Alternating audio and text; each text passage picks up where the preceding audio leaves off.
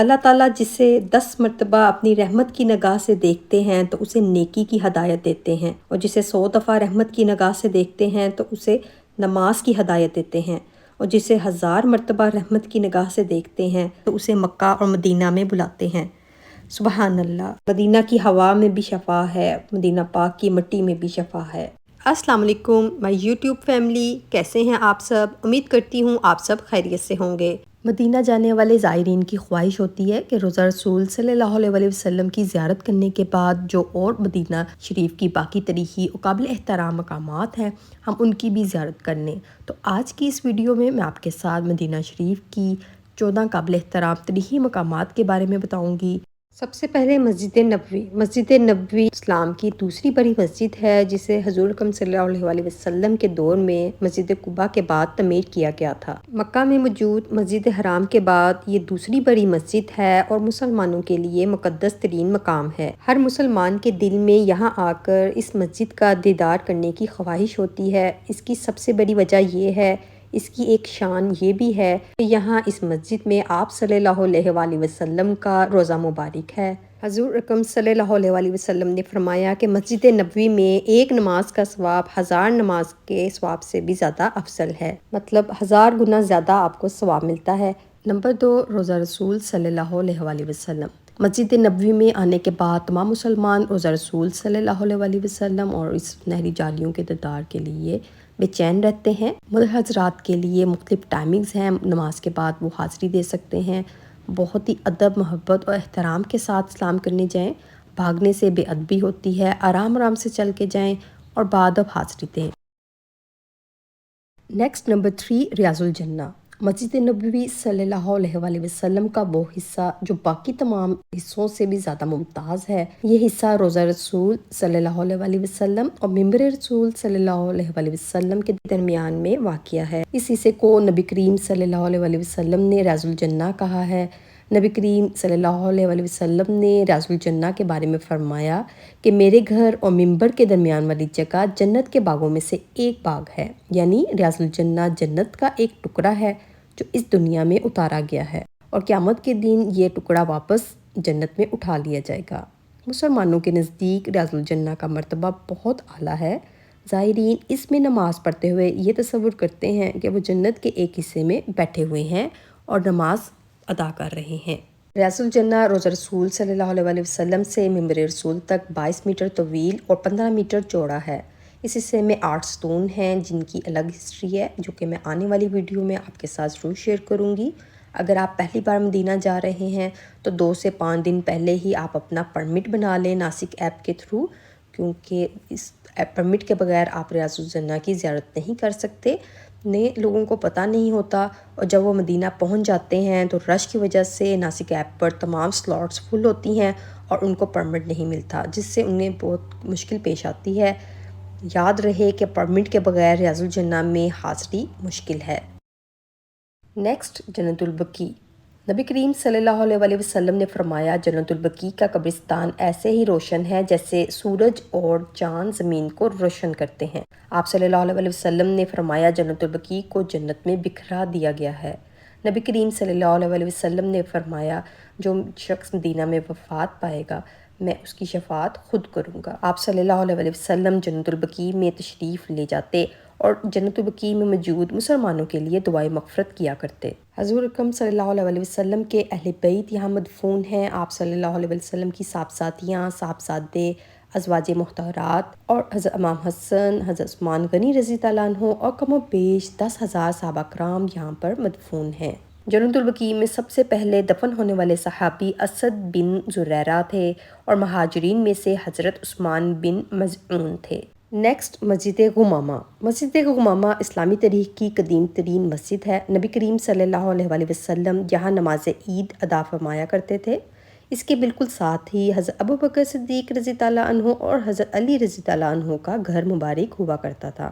ایک مرتبہ کچھ صحابہ کرام رضی اللہ عنہ رسول اکرم صلی اللہ علیہ وآلہ وسلم کی خدمت میں حاضر ہوئے اور عرض کی کہ ہمارے علاقے میں بارش کے لیے دعا کریں۔ نبی کریم صلی اللہ علیہ وآلہ وسلم نے اسی مسجد میں بارش کے لیے دعا فرمائی اور 7 روز تک مسلسل بارش ہوتی رہی۔ پھر وہ صحابہ کرام دوبارہ آئے اور رسول اکرم صلی اللہ علیہ وسلم سے کہا، عرض کی کہ ہمارے لیے دعا کریں کہ بارش رک جائے۔ نبی کریم صلی اللہ علیہ وسلم نے اسی مسجد میں دعا فرمائی اور بارش رک گئی۔ نیکسٹ مسجد حضرت ابوبکر صدیق رضی اللہ عنہ ہے، جو کہ مسجد امامہ کے بالکل ساتھ ہے۔ یہ دونوں مساجد مدینہ کی قدیم ترین مساجد میں سے ہیں، جو کہ بالکل مسجد نبوی کے ساتھ ہیں، تقریباً 500 میٹر کے فاصلے پر، بلکہ یہ مسجد نبوی کے صحن جہاں ختم ہوتا ہے ساتھ ہی 5 منٹس کے ڈسٹنس پر واقع ہے۔ مسجد ابوبکر صدیق رضی اللہ عنہ بعض روایت کے مطابق حضرت ابوبکر صدیق کا گھر تھا، جو کہ بعد میں مسجد میں چینج کر دیا گیا۔ حضور اکرم صلی اللہ علیہ وسلم کیونکہ نماز عید مسجد امامہ میں ادا کیا کرتے تھے، تو حضور اکرم صلی اللہ علیہ وسلم کے بعد حضرت ابوبکر صدیق نے یہ روایت جاری رکھی اور اپنے خلافت کے دور میں وہ بھی یہاں پر اسی میدان میں نماز عید پڑھایا کرتے تھے، مگر انہوں نے اپنا مسلح مسجد امامہ میں جہاں پر آپ صلی اللہ علیہ وسلم نماز عید ادا کیا کرتے تھے اس سے تھوڑا پیچھے رکھا، تو اس لیے بعد میں حضرت ابوبکر صدیق کی یہ مسجد حضرت عمر بن عزیز کے دور میں بنا دی گئی۔ حضرت سلمان فارسی رضی اللہ عنہ کا باغ، اس باغ کی حضرت محمد صلی اللہ علیہ وسلم سے خاص نسبت ہے۔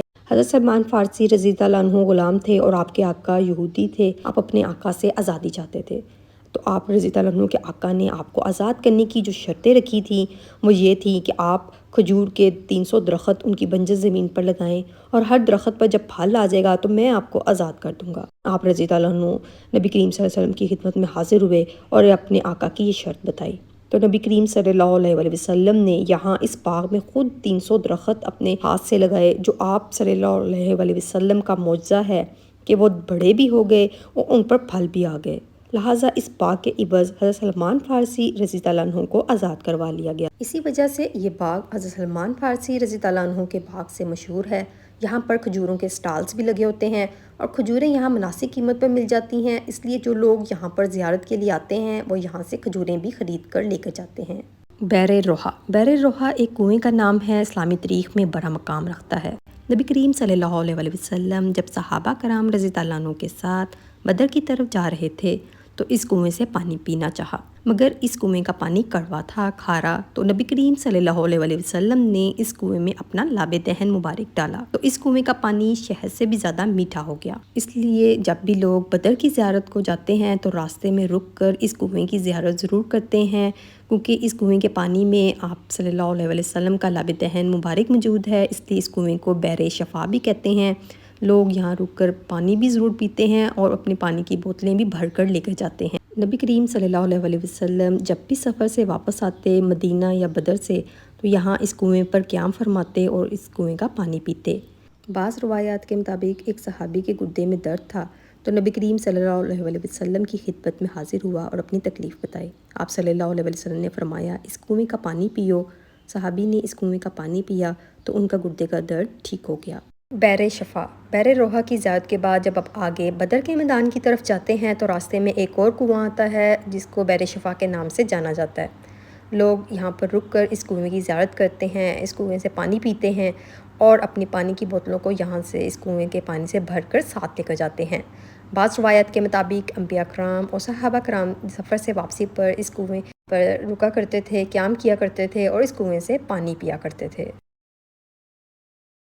مقام بدر، مقام بدر وہ مقام ہے جہاں اسلام کی پہلی جنگ، پہلا غزوہ ہوا تھا، اسے غزوہ بدر کہتے ہیں۔ اس غزوہ میں مسلمانوں کی تعداد 313 تھی اور کفار کی تعداد مسلمانوں کی تعداد سے 3 گنا زیادہ تھی، 1000۔ مقام بدر کے اس مقام پر یہ مسجد مسجد العریش ہے، یہاں پر غزوہ بدر کے موقع پر حضور پاک صلی اللہ علیہ وسلم کا خیمہ تھا۔ یہاں پر آپ صلی اللہ علیہ وسلم نے اللہ تعالیٰ سے دعا فرمائی تھی، یا اللہ ہماری مدد فرما، ہمیں فتح نصیب فرما۔ اللہ تعالیٰ نے مسلمانوں کی غائبانہ مدد کی۔ 17 رمضان المبارک کی رات حضور پاک صلی اللہ علیہ وسلم اللہ تعالیٰ کی بارگاہ میں دعا کرتے رہے۔ آپ نے اللہ تعالیٰ سے دعا کی کہ اے اللہ، اگر یہ چند مسلمان آج ہلاک ہو گئے تو قیامت تک روئے زمین پر تیری عبادت کرنے والا نہ ہوگا۔ تو تقریباً 3000 سے 5000 فرشتے مسلمانوں کی غائبانہ مدد کے لیے آسمان سے اترے۔ غزوہ بدر میں اللہ تعالیٰ نے بارش کی مدد سے بھی مسلمانوں کی مدد کی، جس کا ذکر قرآن مجید میں بھی آیا ہے، اس لیے اس دن کو یوم فرقان بھی کہتے ہیں، یعنی فیصلے کا دن۔ جب جنگ کا وقت آیا تو ایک طرف کفار تھے اور ایک طرف 313 مسلمان۔ کفار حملے کے لیے آگے آئے تو ابو جہل نے خوشی سے حملہ کیا، کیونکہ وہ جانتا تھا کہ وہ تعداد میں بہت زیادہ ہیں اور آگے مسلمان صرف 313۔ اس نے پوری طاقت سے مسلمانوں پر حملہ کیا تو آگے ایک ایک مسلمان 5 کافروں کو قتل کرتا گیا۔ کفار پیچھے ہٹے تو پھر دوبارہ اس نے پرزور حملہ کیا مسلمانوں پر، مسلمانوں نے پھر ویسا کیا تو اب کفار ڈر گئے اور پیچھے ہٹ گئے۔ مسلمانوں نے آگے بڑھ کر خود حملہ کر دیا، ابو جہل مارا گیا۔ ابو جہل کے قتل کے بعد کفار ڈر گئے اور وہ میدان چھوڑ کر بھاگ گئے۔ اس طرح اسلام کی پہلی غزوہ بدر 313 مسلمانوں نے اللہ تعالیٰ کی غائبانہ مدد سے فتح کر لی۔ اللہ تعالیٰ نے مسلمانوں کی تعداد کو کفار کے آگے بڑھا کر دکھایا اور کفار کی تعداد کو مسلمانوں کے آگے کم کر کے دکھایا۔ مسجد العریش کے ساتھ ہی یہ بدر کا میدان ہے۔ زائرین جب بھی بدر کے میدان کی زیارت پر آتے ہیں تو اس میدان پر اترتے ہیں۔ اور یہاں ایک گھڑا ہے، کہا جاتا ہے کہ یہ وہ مقام ہے جہاں پر ابو جہل اور دیگر مشرکین مکہ کو قتل کیا گیا تھا۔ جتنے بھی کفار کے بڑے سردار تھے یہاں پر قتل ہوئے تھے۔ روایات میں ہے کہ حضور پاک صلی اللہ علیہ وسلم نے اس گھڑے میں ابو جہل اور دیگر مشرکین مکہ کفار کے بڑے سرداروں کو جہنم واصل کیا تھا۔ مزائرین جب بھی یہاں آتے ہیں زیارت کے لیے تو وہ یہاں پر آ کر اس مقام پر پتھر پھینکتے ہیں اور اپنے نفرت کا اظہار کرتے ہیں۔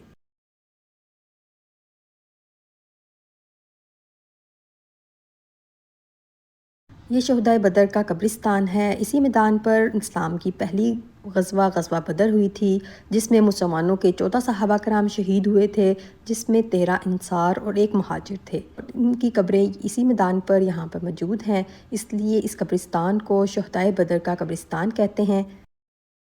مسجد قباء اسلام کی پہلی مسجد ہے۔ جب نبی کریم صلی اللہ علیہ وسلم نے مکہ سے مدینہ ہجرت کی تشریف لائے تو آپ صلی اللہ علیہ وسلم نے راستے میں پہلے اسی مقام پر قیام کیا۔ آپ کی اونٹنی یہیں آ کر رکی تھی اور اسی جگہ پر آپ نے نماز ادا کی تھی۔ آپ صلی اللہ علیہ وسلم نے یہاں مسجد قباء کی بنیاد رکھی۔ اس مسجد کو ایک اور شرف یہ بھی حاصل ہے کہ جو یہاں 2 رکعت نفل پڑھتا ہے تو اسے ایک مقبول عمرے کا ثواب ملتا ہے۔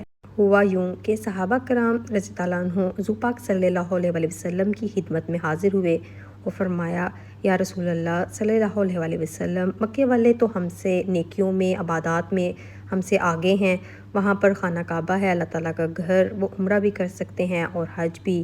تو نبی کریم صلی اللہ علیہ وسلم نے فرمایا، تم میں سے جو پاک صاف ہو کر طہارت حاصل کر لے اور اپنے گھر سے یہاں مسجد قباء میں آ کر 2 نفل رکعت پڑھتا ہے تو اسے بھی مقبول عمرے کا ثواب ملے گا۔ آپ صلی اللہ علیہ وسلم جب بھی مدینہ تشریف لاتے تو یہاں مسجد قباء میں آ کر 2 نفل ضرور ادا کیا کرتے تھے۔ اور اب تو یہاں پیدل آنے والوں کے لیے سعودی حکومت نے مسجد نبوی سے مسجد قباء تک ایک ٹریک بھی بنا دیا ہے۔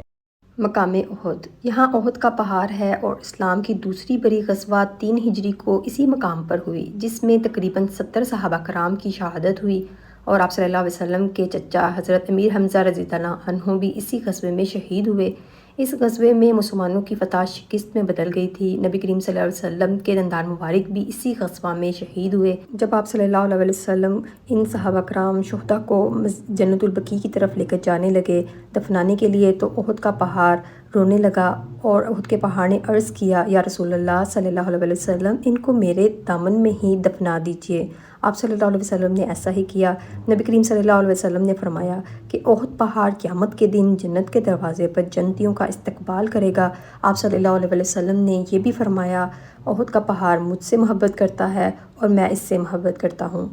مسجد قبلتین یعنی 2 قبلوں والی مسجد۔ نبی کریم صلی اللہ علیہ وسلم جب مکہ میں تھے تو خانہ کعبہ کی طرف منہ کر کے نماز ادا فرمایا کرتے تھے۔ جب آپ صلی اللہ علیہ وسلم مدینہ آئے تو اللہ تعالیٰ نے آپ صلی اللہ علیہ وسلم کو بیت المقدس یعنی مسجد اقصیٰ کی طرف منہ کر کے نماز پڑھنے کا حکم دیا، لہٰذا آپ صلی اللہ علیہ وسلم بیت المقدس کی طرف منہ کر کے نماز پڑھتے، مگر آپ کے دل میں یہی خواہش تھی کہ آپ صلی اللہ علیہ وسلم خانہ کعبہ کی طرف منہ کر کے نماز پڑھیں۔ ایک دن ظہر یا عصر کی نماز کا وقت تھا۔ آپ صلی اللہ علیہ وسلم نے نماز کی ہی حالت میں اپنا چہرہ مبارک بیت المقدس سے پھیر کر خانہ کعبہ کی طرف کر دیا۔ اسی دن ایک نماز 2 قبلوں کی طرف منہ کر کر پڑھی گئی، اس لیے اس مسجد کا نام مسجد قبلتین ہے۔ اس وقت سورۃ بقرہ کی یہ آیت مبارکہ نازل ہوئی۔ ترجمہ: ہم دیکھ رہے ہیں بار بار آپ صلی اللہ علیہ وسلم کا آسمان کی طرف منہ کرنا، تو ہم ضرور آپ صلی اللہ علیہ وسلم کو پھیر دیں گے اس قبلے کی طرف جس میں آپ کی خوشی ہے، تو ابھی آپ صلی اللہ علیہ وسلم پھیر دیجئے اپنا چہرہ مسجد حرام کی طرف۔ نیکسٹ زیارت ہے مدینہ میوزیم۔ مسجد نبوی سے اگر آپ پیدل جائیں تو 5 سے 10 منٹ کے فاصلے پر مدینہ میوزیم موجود ہے، جس میں مدینہ کی تمام تاریخی پرانی چیزیں موجود ہیں۔ اللہ تعالی ہم سب کو اپنے گھر بار بار بلائے اور مدینے کی زیارت بھی نصیب فرمائے، آمین۔ Thank you for watching my video. Allah حافظ۔